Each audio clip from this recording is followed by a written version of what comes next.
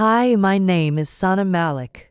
I'm 29 years old, and for most of my 20s, I wasn't called Sana in my own house. I was called the useless one, the sensitive one, the one who couldn't handle real life, the dropout. If you're new here, subscribe, because what I'm about to tell you didn't happen overnight. It took years of swallowing humiliation before life turned the table. I grew up in a middle-class household where success had a very clear definition: engineering, medicine, government job. Respectability came with degrees framed in gold borders. And I was supposed to follow that script. My older brother Hamza was 3 years ahead of me. He was the pride of the family before he even graduated. Relatives would call my mother just to ask about his grades. First position again. Scholarship? Campus? Placement? There was always applause around him. And I don't resent him. I never did. But I did resent what I became in comparison, because when I entered university, something inside me started collapsing. I was studying business because my father said it was safe. I was living at home because girls don't need hostel freedom. I was pretending I was fine because mental health was considered drama. But I wasn't fine. I'd sit in lecture halls feeling like I couldn't breathe. My hands would tremble during presentations. I'd lock myself in washrooms and cry quietly so no one would notice. And at home, dinner conversations were performance reviews. How was class? What did you score? Your brother never struggled like this. That last sentence became background noise. Your brother never struggled like this. One night, after weeks of panic attacks, I finally said it. I don't think I can continue university. The spoon in my father's hand froze midair. What nonsense. I'm not okay, I whispered. My mother sighed loudly. You girls are too emotional. This is why we say don't give them too much freedom. Freedom. I was commuting from home. There was no freedom, just pressure. For 3 weeks, I tried to push through. Then one afternoon, during a marketing presentation, my vision blurred. I felt dizzy. My voice shook so badly I couldn't form words. I walked out. I never went back. When I told my parents I wanted to drop out and try building something online, graphic design, branding, digital work, my father laughed. Actually, laughed at dinner in front of my aunt who was visiting. Listen to her, he said. She wants to make logos on the internet. My aunt chuckled politely. My mother shook her head. Beta. People who leave degrees don't build empires. They depend on husbands. That sentence burrowed into me. Depend on husbands. And just like that, my identity shifted. Hamza was the future. I was the cautionary tale. If you've ever been labeled the disappointment in your own house, subscribe right now, because you'll understand exactly what I'm about to describe. The next few years were quiet humiliation. Family gatherings became unbearable. At weddings, relatives would pull me aside. So what are you doing now? Before I could answer, someone would say, she left studies, trying something online, double quotes trying, as if I was playing a game. An uncle once asked directly, so basically unemployed. And my father replied, she's figuring herself out. That phrase sounds harmless. It's not. It's a polite way of saying, she failed. What they didn't know was that while they were labeling me, I was rebuilding myself in silence. I taught myself design from YouTube, took free online courses, worked with small foreign clients for $30 per project, stayed up until 3 a.m. learning software I couldn't even pronounce properly. I failed. A lot of clients ghosted me. Payments got delayed. I undercharged because I was insecure. I cried after reading negative feedback. But I didn't quit. Because quitting university was one thing. Quitting myself? I couldn't survive that. Every month, I started earning a little more, then enough to pay my own phone bill. The day I paid my own internet bill, I wanted to celebrate. But who do you celebrate with when your own house doesn't believe in your journey? So I celebrated alone, ordered cheap takeout, sat in my room, and promised myself, one day, I won't need their approval. But here's the thing about families. They don't update their image of you. Once you're labeled, you stay labeled. 2 years into building my freelance work, I was earning more than some entry-level corporate jobs. But because I worked from home, it didn't look impressive. No office clothes, no ID card, no fancy title, just a laptop. And in our culture, laptops don't equal success unless they come with a company logo behind them. The humiliation peaked at my cousin Mariba's engagement. Everyone was dressed perfectly. Hams arrived straight from work in a crisp shirt. My father proudly introduced him to every relative. This is my son, senior analyst now. When someone asked about me, my father smiled thinly. She works online, as if I was running scams. Then came the comment that burned into my memory, and Uncle leaned toward me and said, "Beta, it's okay. Girls don't need careers. Just marry well." I smiled, but something inside me hardened that day. Not anger, not revenge, just clarity.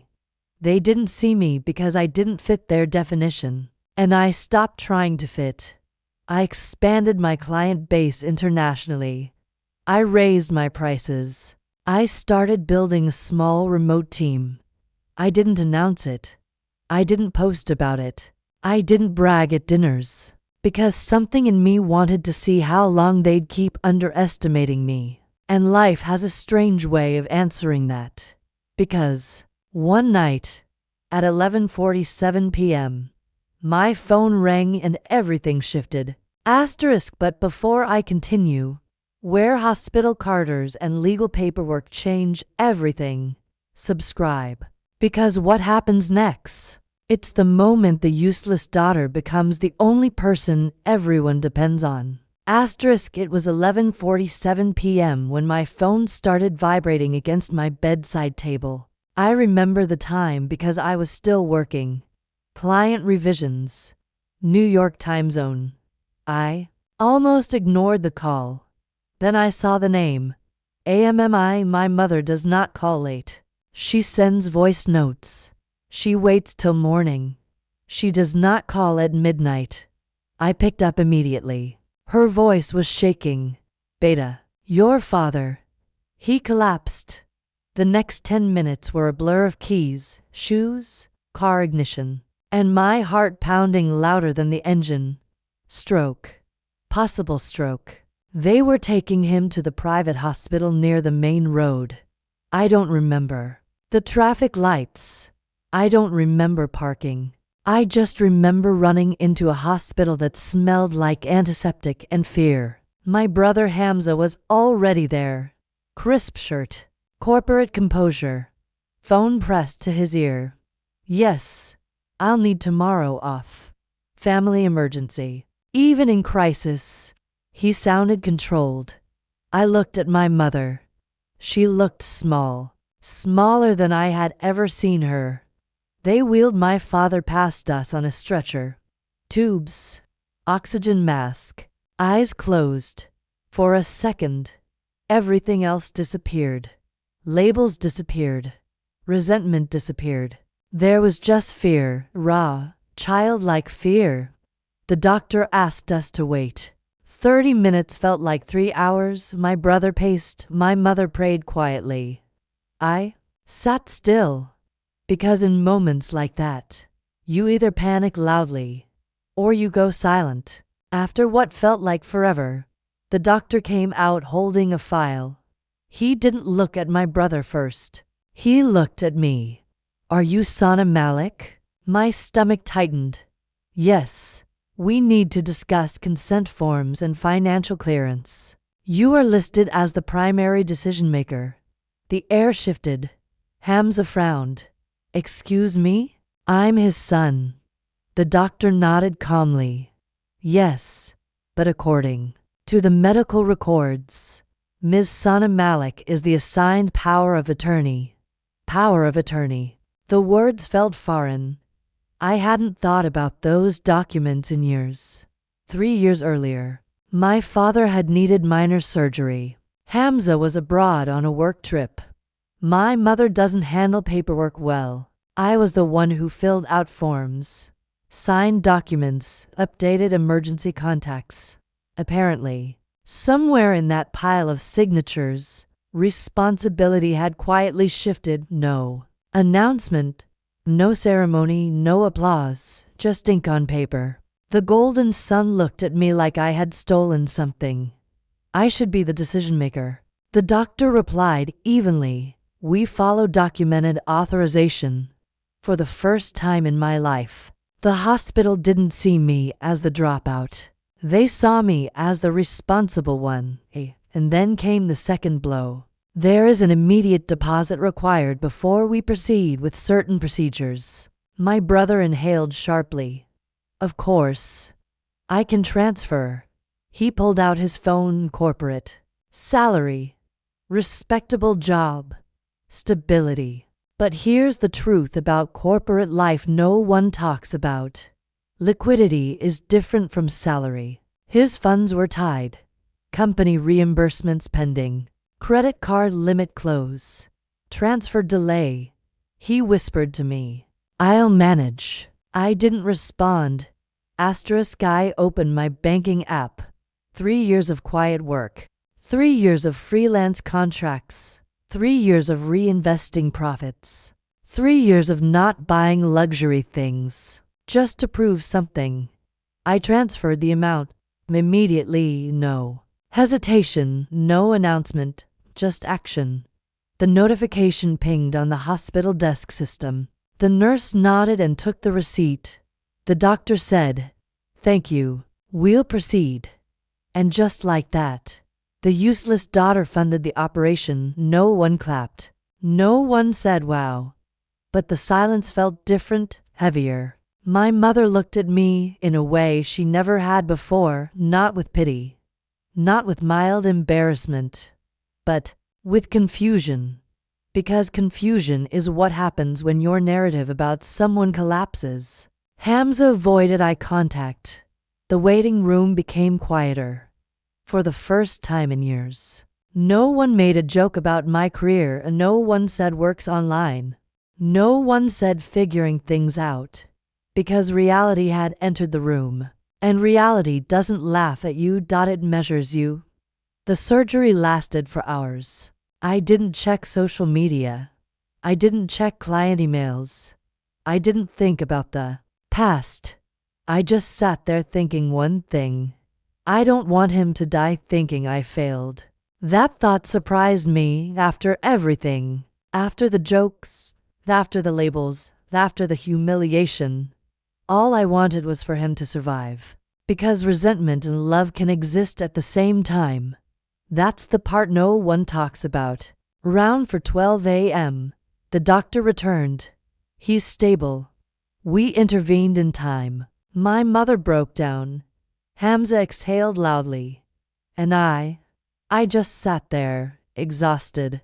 Because something had shifted inside me that night. Not pride, not revenge, just clarity. They had never asked what I earned. They had never asked how I lived. They had never asked if I was stable.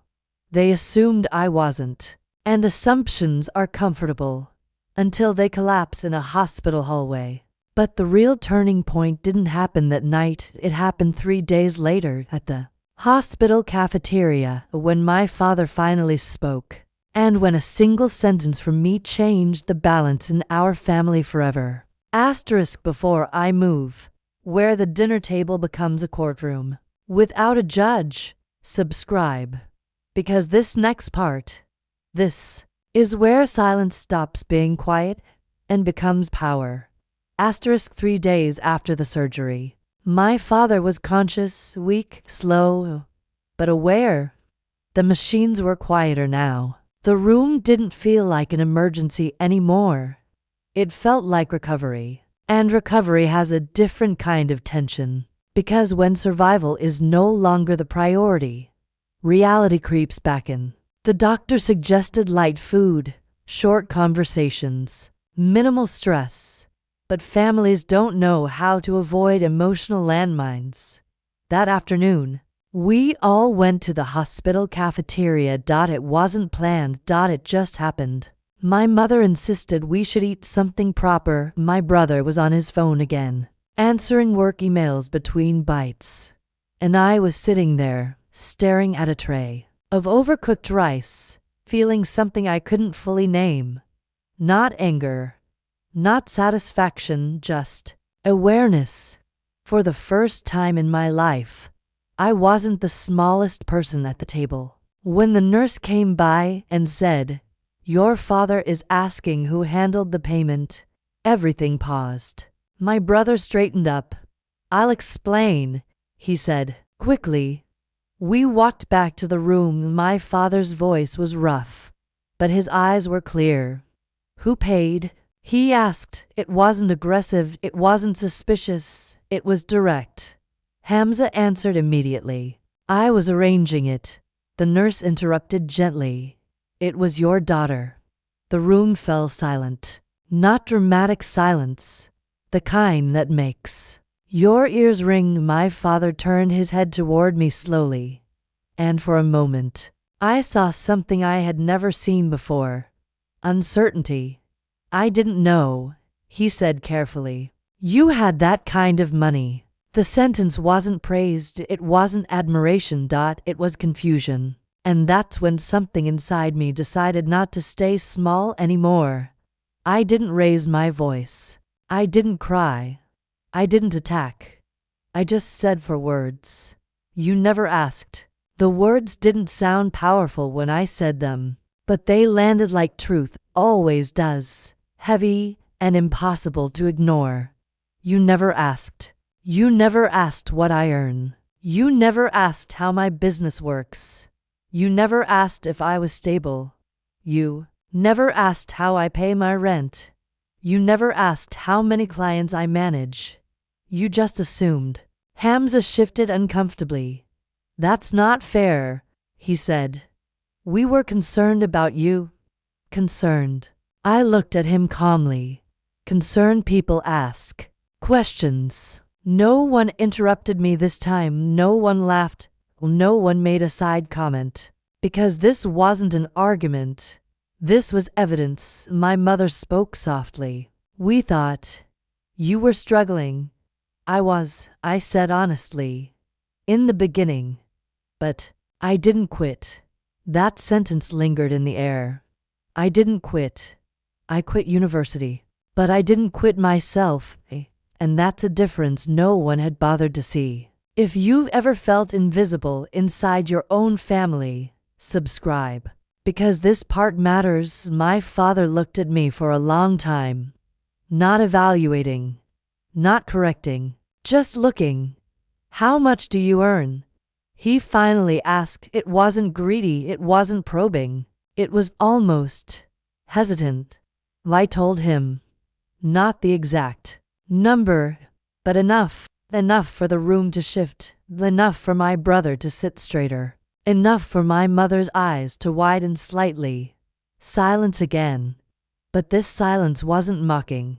It was recalculating. My father cleared his throat. "You should have told us." There it was, the reversal. I almost laughed. "You never asked," I repeated gently. And that's when something changed in the power dynamic. For years, I had been defending myself in invisible ways, trying harder, working longer, proving quietly. But in that hospital room, I realized something. I didn't need to defend myself anymore, because proof doesn't argue. It stands. Hamza tried to lighten the mood. Double quotes. "Well, good for you. Guess the Instagram thing worked out." It was subtle, but it was still minimizing. And for the first time in my life, I corrected someone at a family table. "It's not Instagram," I said calmly. "I run a branding agency. I have 14 people working remotely. We handle clients in 3 countries. No sarcasm, no bragging, just facts." The difference between confidence and arrogance is tone. And mine was steady. My father blinked slowly. 14. Yes. Another. Silence. But this one felt different. This one felt like recalibration. For the first time, I wasn't being compared. I wasn't being tolerated. I wasn't being dismissed. I was being evaluated differently, not as the failure, but as someone they had misunderstood. And misunderstanding is heavier than failure, because failure implies weakness. Misunderstanding implies blindness. Later that evening, when my brother and I were alone in the hallway, he spoke quietly. "You could have told us earlier." I looked at him. Would it have changed anything? He didn't answer, because we both knew the truth. When someone is already labeled, updates don't get processed. He wasn't cruel. He wasn't evil. He was just comfortable being the golden child, and I was convenient being the comparison. That night, when I got home, I didn't feel victorious. I didn't feel triumphant. I felt lighter. Because I had finally said what needed to be said, without shouting, without crying, without breaking. And something inside me shifted permanently. I didn't need their approval anymore. And that's when respect started growing. Not because I demanded it, but because I no longer chased it. But the real twist, it didn't happen in the hospital. It happened 1 week later, back at home. When my father called a family meeting, and a lawyer walked in. Before I start, where ownership, apologies, and power collide, subscribe. Because this last part, this is where the useless daughter becomes the one no one can ignore. A week after my father came home, he asked everyone to be in the living room at 7 p.m. That alone was unusual. My father doesn't call meetings. He gives instructions. So when my mother told me, "Baba wants everyone downstairs," I already knew something was different. I walked into the same living room where, years ago, my dreams had been laughed at over dinner. Same sofa and same center table, the same wall clock ticking too loudly. But I wasn't the same person walking into it. Hamza was already seated. Calm face, but alert. My mother looked anxious. And then the doorbell rang. A man in a gray suit walked in holding a leather file, our family lawyer. That's when my brother's posture changed. And I understood this wasn't casual. My father cleared his throat. His voice was still slightly weak, but steady. "I've been thinking," he began. No one interrupted. "When I was in the hospital, I realized something." He paused. "I don't know my daughter." The room went very still. Not tense, not angry, just honest. "For years," he continued, "I assumed. I compared. I judged. I thought I was protecting her by pushing her." He looked at me. I was wrong. It wasn't dramatic. There were no tears. But those 3 words carried more weight than any apology he had ever given in his life. I was wrong. Hamza shifted in his seat. My mother's hands tightened in her lap. The lawyer quietly opened his file. My father continued. "I've decided to restructure my estate documents." Estate. That word has gravity, including this house. Now, the air felt heavier because here's the truth about families. Love is important, but property reveals hierarchy. "For years," my father said slowly, "I assumed Hamza would handle everything. Hamza nodded slightly. That was unfair. Unfair. Another word I had never heard in my direction before. I want both my children equally responsible. The lawyer slid papers across the table. This house, my father said clearly, will now be jointly registered in Sana and Hamza's names. The silence that followed wasn't confusion. It was shock. Asterisk, not because I needed the house, but because symbolism matters. For years, I was treated like someone who would depend on a husband. And now, I legally co-own the house I grew up being underestimated in. Hamza spoke first. Baba, that's not necessary. I'm already managing things. It wasn't anger. It was instinct. Golden children aren't used to sharing the pedestal. My father looked at him. Managing doesn't mean owning alone. Then he looked at me. You supported this house when I couldn't. The room froze. Because here's what no one knew. 3 years ago, when my father was struggling with a business loss, he had quietly asked me for help. Just a temporary loan. I transferred the amount without discussion. He never announced it. He never mentioned it again.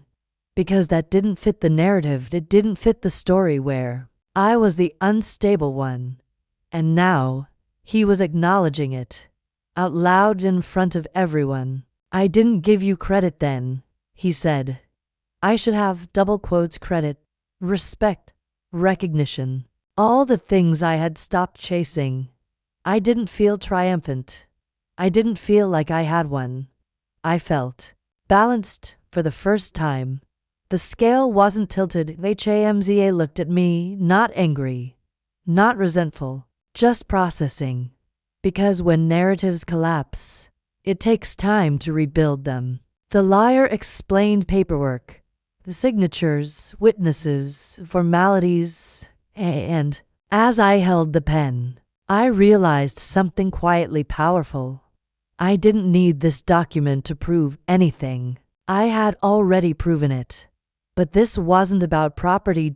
It was about correction. After the lawyer left, the room felt different, less hierarchical, more equal. My father looked at me again. I underestimated you, he said. Yes, I replied gently. No dramatics, no emotional explosion, just acknowledgement. My mother finally spoke.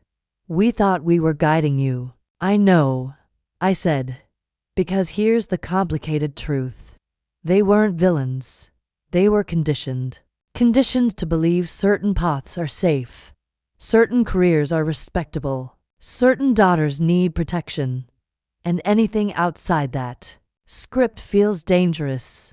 I stood up to go upstairs. My father called my name. Sana. I turned. I'm proud of you. That sentence would have meant everything to 22-year-old me. It would have healed something immediately.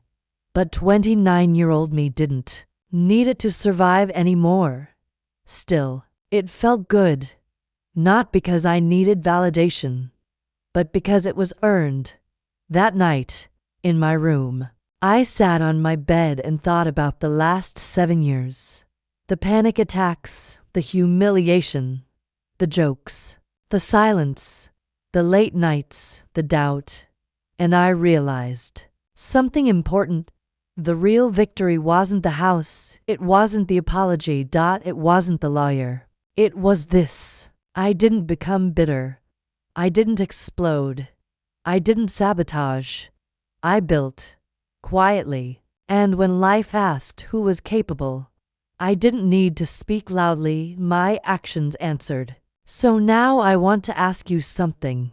Should I have confronted them earlier? Should I have demanded respect sooner? Or was silence and steady growth the right move? If you were in my place, what would you have done? Tell me in the comments. And if you believe that quiet resilience is more powerful than loud revenge, subscribe. Because sometimes, the daughter they call useless is just the one building a future they can't yet see. And sometimes, The person who gets underestimated the most is the one holding the pen when the papers are signed.